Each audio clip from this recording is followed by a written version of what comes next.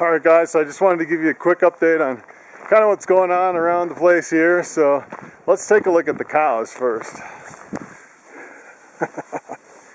So these guys are kind of going crazy. So this is Anubis here. T-Bone's over here, the big bull. And he got beat up so bad he couldn't even hardly walk this morning, so I was bringing him hay and a few buckets of water. And now that he's feeling a little better, he's going back after the girls. He can barely even stand up, but he's still like going after the girls. So I kind of put some straw down over here in the shade because it's really pretty much hot and sunny all the way around here. And it's not really that hot, I'd say. The hottest that ever gets up here is about 80 degrees Fahrenheit. So I'm just glad to see that the bulls up and around, because they're pretty beat up. But the meeting of the minds. So basically, there's a couple girls here coming into heat, and that's why the bulls are going crazy. And I still have a couple that are going to calve. So this girl is going to calve here. This is actually Iris's daughter. So she's half Jersey, and I really love the kind of the stripe pattern up in there. I don't know if you can see it. I don't want to get in here. Jammed against the fence with these bulls kind of going crazy. Yeah.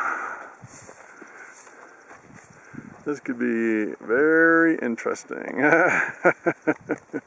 You really gotta kind of watch where you get with these bulls in breeding season here. Last night they were just chasing this girl around and around and around and around. And then the bulls would kind of butt heads and face off. But I think Anubis is pretty much the winner. I don't know if T-Bone he's over here. I don't know if he's very up to mating with the girls. He's walking a little bit better. But I think it helped to get a little hay and water in him. I didn't know he could make it over to the feeder over there, or the water. But yeah. A little food and water and some girls. And this bull is up and spry. Alright, so that was kind of what was going on with the cows. It's breeding season and it's getting kind of crazy, but let's check out what's going on with the dogs over here. So I still have 2 puppies. Have 2 left. Oh, and they are so cute, so cute. Come over here in the sun so we can see you. Oh my goodness. Oh, look at how cute. Oh, look at how cute. Oh my goodness. Oh my goodness. Oh. Look at how cute they are. Oh yeah. Oh, there's Mama. There's Mama. Oh, where did they go? All right. Oh, careful. Look at how cute. Look at how cute. Oh yeah. Here's Mom. She's the Roadies and Ridgeback. 2 left from 7. And there's the dad, Chicote, purebred St. Bernard, still carrying his food bowl. That's so funny. Yeah, Mama's just kind of hanging out in the shade over here. It's a hot summer day. It is really hot. I'd say it's probably 75 degrees, which is the hottest it ever gets up here in the mountains. I think it was actually 82 one time, which is kind of a record.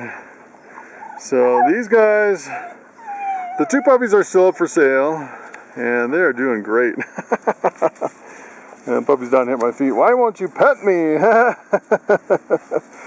So, actually, I brought the price down quite a bit on these puppies since they're 11 weeks old now. And I've basically been posting them on a... What are you doing? What are you doing? She never jumps up on me like that. What are you doing? She's like, feed me. It's so late in the day. Feed me. I've never seen her do that. But anyway, oh, look at Mama. So anyway, before I got jumped on by a dog, I was saying, so I posted these guys on this website called dogsnow.com, which has been working really well. I actually sold 2 dogs through there. Just actually the last 2 I sold through there. So if you're interested in these guys, I mean, the lower the price goes, the faster they'll go. So I'm hoping to rehome them by the time they're 12 weeks old, which is just another week. So yeah. So yeah, I think Mama's kind of glad she doesn't have 7 puppies. She seems happier with just kind of 2 dogs. But I don't know if I want that many dogs. Oh yeah. Who is that? What is that? My camera. Oh yeah. Look at you. Look at you. Yeah. So that is the update on the dogs. They are doing great. Yeah, and they always want to smell my boots because it has all the cow smells on it. Alright, that's the update from the dogs.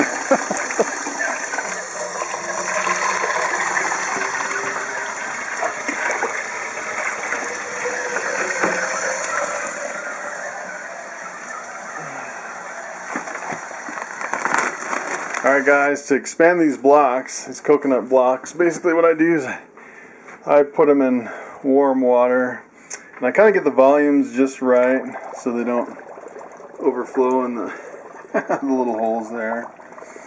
And what I do is I just kind of hold them underwater until they expand. And I've done this so many times that I kind of I've already figured out kind of how much water to use and how much it expands. And what I do is keep it under the water until it expands all the way to the top. And what I do is just about that long, and then I'll flip it. It's kind of hard to do with one hand. It's kind of falling apart. But normally it doesn't fall apart because I use 2 hands.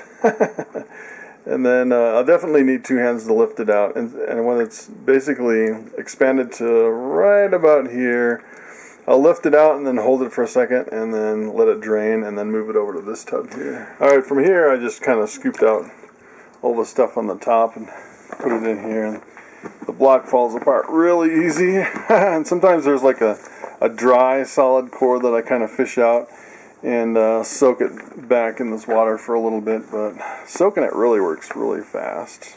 So it seems like every time I do this I get this kind of little bit of a dry solid core that doesn't completely come apart, and I'll do like a second soak and just soak it for a little bit, and usually not too long, usually about 30 seconds, and then I'll just drain it and then put it back in and it'll break up real easy.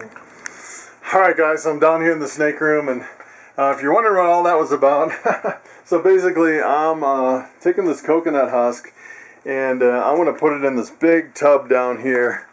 And Lucy and Sunny are both going into a deep shed. So Lucy's over here, and she normally, if you've been watching my videos, she normally just pounds the rats. And she has not been taking a rat at all. So I'm pretty sure she's getting ready to go into shed. So what I'm going to do is, last time they were in shed, they shed really bad. And here's Sunny. And I'm going to pair them up this year, but both of them, I think, getting ready to go and shed, and they both stopped eating. So I'm going to move them over on this coconut husk, and it really helps them to shed. And what I might actually do on this girl is, I don't know if I can, but I might try to take a weight on her and see how heavy she is, just out of curiosity. So that should be interesting. So if you followed my videos, you know I have a lot of tubs down here, and down in my snake room. And I can give you, I think I can give you a snake update almost every day, because there's always something different going on down here. And and so today I noticed those two guys are pretty much going into the shed, so I thought I'd kind of put them on some coconut husk and make sure they shed okay. And then as far as kind of what's going on in the whole snake room here, so basically in this room right now I have 115 snakes. That's a lot of snakes to take care of. So a lot of my hatchlings actually are going to the show. I just ordered my ARS display cases for my the 3 shows this year here in Colorado. And that's the Colorado Exotic Pet Expo with 2 shows, and then the Repticon with 1 show in October, I believe it is. So I'll definitely be going to all 3 of those shows. And you know, if I don't sell all my snakes, I'm not really worried, because there's a lot of shows in the spring, and in the spring it seems like nobody really has a lot of hatchlings, so I don't mind carrying some over to the spring and doing some of the spring shows. And I think that'd be kind of neat, because you know, not a lot of people have snakes in the spring, so I might do a spring show anyways, just to kind of showcase kind of what I have left, and just kind of see what everyone else is doing. So so the other thing I'd kind of like to do for a reptile snake update down here is, believe it or not, we're basically coming to the end of the breeding season. So I have a few boxes of eggs left in the incubator, and we have to think about what we're going to pair up for the next year, believe it or not. So normally I start pairing up in October, early October. Some people do it in November, but I kind of get a jump on the game. Last year I paired up in October, so I kind of wanted to do the same this year. And I think what I'm going to do is feed really heavy for the next 2 months. And I know a lot of people say you really want 20 rats in your females before the breeding season, and I've been feeding probably once a week, once every other week here. Not a lot have really been on feed, so I'm thinking we have like almost 10 weeks to go. So I'm thinking 2 rats a week. If I can feed twice a week, I think that'll just be about perfect coming up in the breeding season. So let's move Lucy and Sunny over to some coconut husk, and then we'll maybe get a weight on them and move on from there. Okay, so I finished putting a nice good layer in that tub, and this is kind of what I have left here. So for the depth, I can't really do too deep. I like to do a nice thick layer, maybe about a handful depth. You can almost put a whole block in there. The problem is if you put it in too big, the snake won't fit. If you put it in too thick. So the other thing is I don't really like putting her in there full time. I used to keep her on the Reptichip or Pro Coco full time. And the thing with that is if they eat and coil, especially these big snakes, you can't get the tub closed with all that substrate in there, and that's one of the big things. I've had problems with that with some of my big ball pythons. And the other thing is, especially with these big retics, is when they grab that rat, they usually end up with a mouthful of substrate. And I've seen Lucy have crawling around, kind of looks like a chew of Copenhagen in her mouth for like days, and it's that Reptichip kind of getting stuck up in her gums. And I've actually seen her with a bloody mouth, and I think it's have a little Reptichip or Pro Coco in there, and then go after a rat, hit your head against the side of the tub, and then it just kind of impacts on top of where that's kind of wedged in. And I don't really think it's a good long term, but I really like it actually for substrate, because it's easy to clean, it smells really good, and you don't have to run around after the retic pee every few days. And I can change it like every 2 weeks, and it's great. But when it comes time to feeding, it's pretty problematic. So I'm just going to kind of do this for the short term, maybe a couple weeks, and then I'll pull it out and switch back to the paper. Alright, so I have my snake hook here. I ended up emptying out all this substrate in here because I don't know if this is going to be big enough to hold her, especially with that coconut husk in there. And I have it on my balance here. This balance actually goes up to 400 pounds. And so we'll get a weight in pounds. And alright, let's see what kind of mood this girl's in.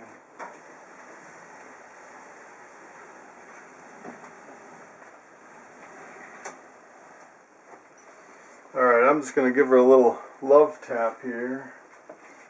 See if I can see what kind of mood she's in.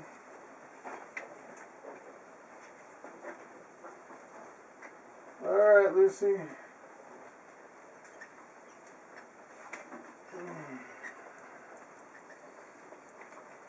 Wow. I think she was actually sleeping. But, let's take a look at her. Ooh. Alright, girl.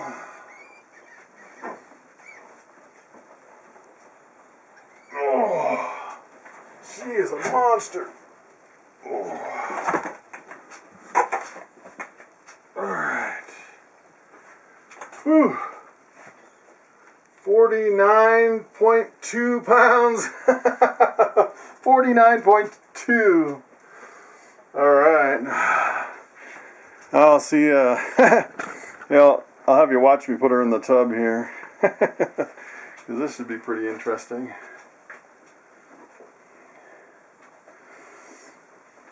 Alright. Alright, girl.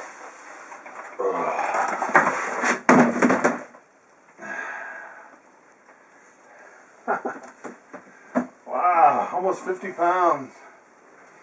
She's a beast. And I put a lot of this extra bedding in here. She doesn't need that much.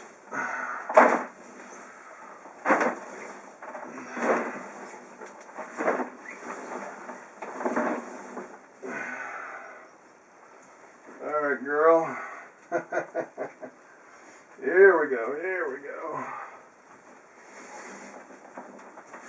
There. That should be good. Whew. That is a big snake.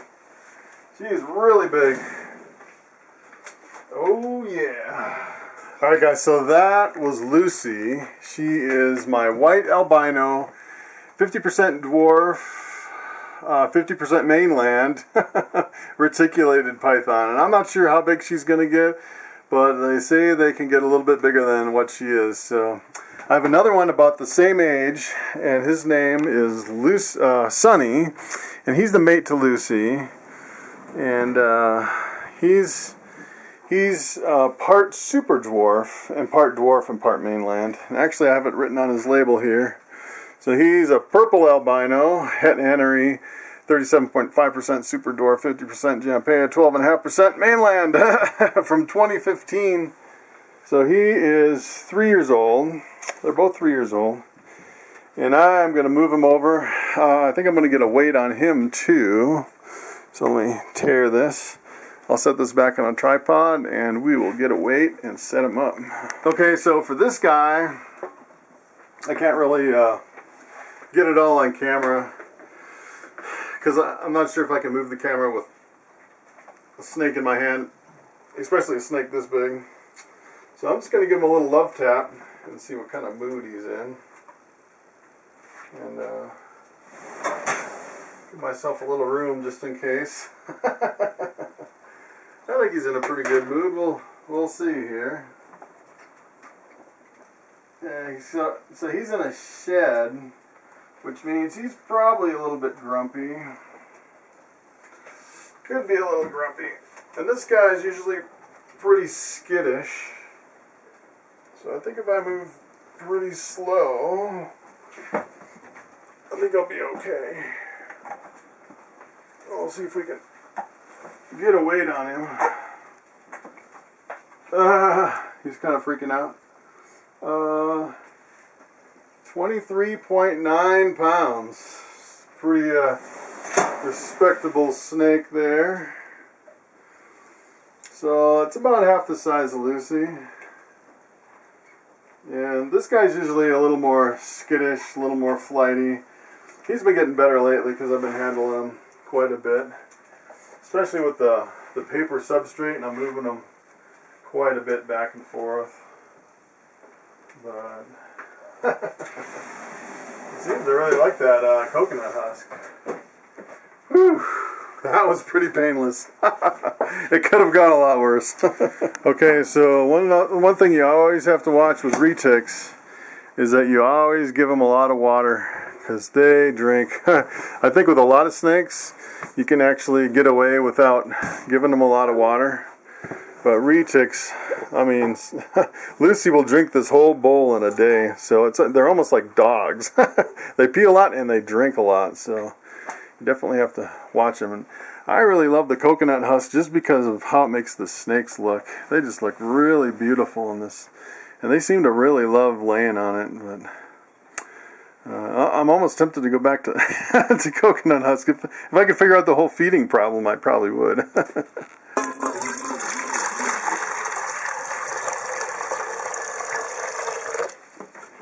So I really like these dog bowls for the retics. It really seems like it doesn't knock over like some of the other bowls. And I'm sure they don't really make a big tub like this with a built-in bowl. And I haven't really found anything else that can really hold water and not tip over. But boy, she is such a really beautiful snake. Yeah, so I'm actually going to pair them this year, and hopefully Lucy will lay some eggs. I heard a big retic like this can lay like 40 eggs. So I might actually flood my own market because they'll all be basically the same kind of a thing. So probably what I'll do is I'll sell some locally, and then I'll probably just wholesale the rest. And they'll all be part dwarf, part super dwarf, and part mainland. And they'll all be lavender albinos. So that should be interesting. That makes for some really nice. I mean, retics are probably the most gentle. They're truly gentle giants, and so they're definitely the highlight of my collection. Having some big snakes, and they're not too big like a full mainland, so they shouldn't get like 300 pounds like a big mainland, but they'll definitely have some respectable size to them. Okay, with only 2 months to breeding season, the other thing I have to think about is what to pair up and who to pair with who. And here, take a look at this. This is my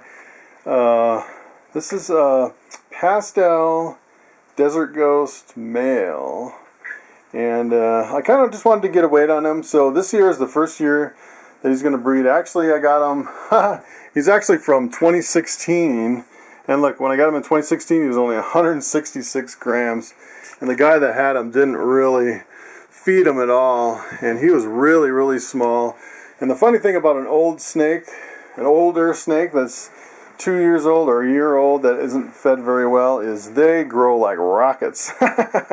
So since I got him, it hasn't even been a year. I'm sure he's well over 500. They say males should be at least 500 grams.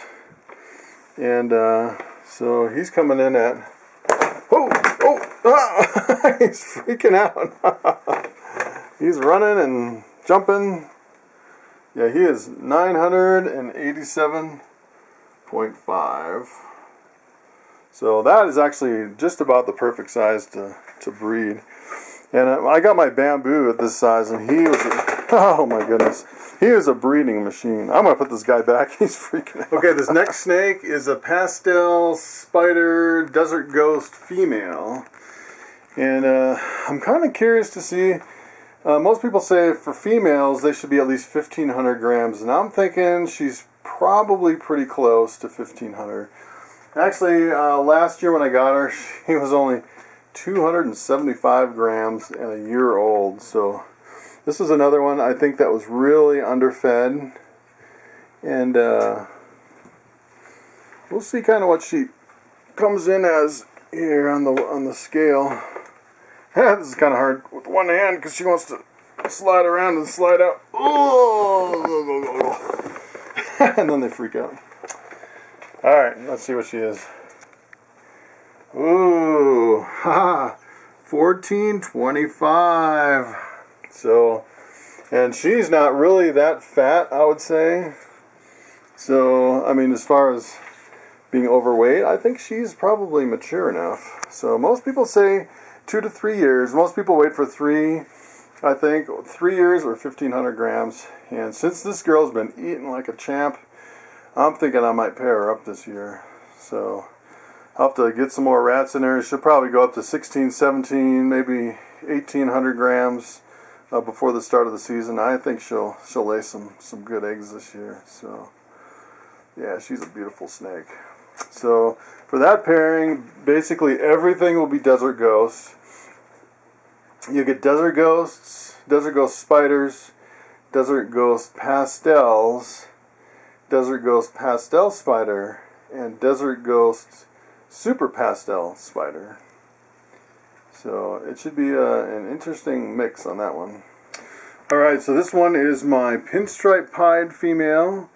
And I'm curious to see if she's going to be heavy enough. And I'm going to actually use a tripod this time. Because I can't really do this one-handed. So, and she hasn't been eating. So, it's going to be probably pretty close. To see what she is here. She is 1,236 grams. I've actually had some actually start the season about 1,300 grams, and they laid like a 6-egg clutch. So I'm still kind of on the fence on this girl, whether I really want to breed her or not. I think she would give me some eggs, but I don't know. I may wait one more year, and it depends if she really starts eating in the next couple months. So if she starts really pounding some rats, I may actually try to breed her. But if she still stays off food, I'll probably wait till next year. Okay, this girl is a spider-pied white wedding female. So the white wedding is basically a spider-pied, where basically on most of your white weddings, all the color gets pushed to the head on a spider pied, and then with the white wedding, there's actually no color. So I'm going to bring the tripod with me this time. So let's take a look at this. I don't think she's going to be heavy enough. There's no way. So she's coming in at 1,047.8 grams, and I don't know. Sometimes it almost, you can almost tell by the size of the head that it's a little bit younger of a snake, almost too young to breed. So even though her body weight is pretty good, I don't think I'm going to push her this year. And I actually have her date of birth is 2016, which means she's 2 years old. But I think she was late 2016, and she's been eating fairly well, I would say. But I definitely don't think she's ready to breed this year. Definitely not. So basically all these snakes I'm showing you here are projects that I bought into. Most of them I'd say last year. And this is a really nice clown female. And I got her as a tiny little hatchling. Let's see. She was actually 345 grams when I bought her. And it was actually a guy that I was working with, and I was selling some rats to him, and we kind of swapped some snakes, and I bought some from him. And for this girl, actually, I think I gave him some cash and a bunch of frozen rats, and I got a pretty good deal. And let's see what she's up to. She's definitely not big enough this year to breed, but I'm kind of curious to see how much she's grown over the last year or so. So she is at 988 grams, so probably not going to breed this year, but she's getting there. I'm thinking maybe next year she'll be there. Whoa! Okay, this is my lesser clown female, and this is probably, I think this is my latest pickup. I picked her up late last year, and the guy was hatching them out really late. And this is probably, I'd say, one of my more expensive snakes in my collection. I think I paid, I think it was close to $1,000 for this girl. And she's a really good looking, clowns are really hot, so he only had it for sale for just a little bit. And then I actually saw it, I think, on Morph Market, and couldn't believe it was a local deal. So, and she's coming in, yeah, 874.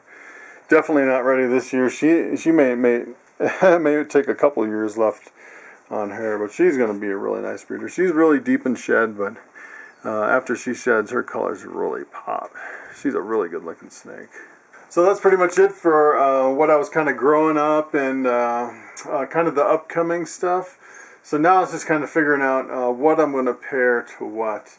And take a look at this big old beast of a snake. This is a big het caramel albino. I've been trying to figure out what I'm going to pair with her. And last year, I thought for sure she was full of eggs. And turns out, nope, she wasn't. She is just a really, really big snake. And I kind of want to get a weight on her to see where she's at. She is definitely my biggest ball python. Oh, she's not happy. Yeah, take a look at that monster. Oh, I just spilled her water. I don't know if she'll fit in this little tub. Should have got it on my tripod, huh? She's coming in at, wow, if you can read that, 4,132 grams. Definitely one of the biggest ball pythons I've ever seen. She is a monster. Take a look at that beast. I guarantee she'll probably lay like 15 eggs. I'm almost tempted to pick up like a multi-gene male, and if I got like a 6-gene male, something really crazy, and mix it with her, then I have like a whole rainbow of colors of babies, which would be really cool. All 50% het caramel. As a matter of fact, if I got something that was het caramel in a male that had a whole bunch of other genes, I would actually get some caramel albinos, which would be pretty cool. And the other thing I was thinking about, which would be really neat, so this pastel desert ghost male is definitely at a breeding size. So I think I'm going to pair him up with the female this year, because I think she's probably got enough weight to her. But I also was thinking maybe going with something like a big lemon blast or something like that. And then I'd get lemon blast het desert ghost. And I don't know if you've ever seen the lemon blast desert ghost. So it's basically pastel pinstripe desert ghost, and those are just really screaming. Okay, then one more thing I want to check out are these pieds. So I had actually 2 pieds that I paired up. This pied female number 1. Let me get a weight on her. She started at 1269 last year. Oh, my balance went off. So these things have like an auto shut off. If you notice, this one's actually a different balance than the other one. My other one just does pounds, and this one's a little more accurate for the low end. But I don't think she's gained anything from last year. As a matter of fact, she probably lost some weight. Yep. 1250, and last year at the beginning of the breeding season she was 1269. So she has not been eating at all. She took a few live mice, but that's pretty much it. And then I got this girl. Whew, she just shed. She was at 1498. I paired her up. Oh, let's see if I can get her out. Oh. I really should put this on a tripod and use 2 hands, but I think I can get her out. Oh, maybe not.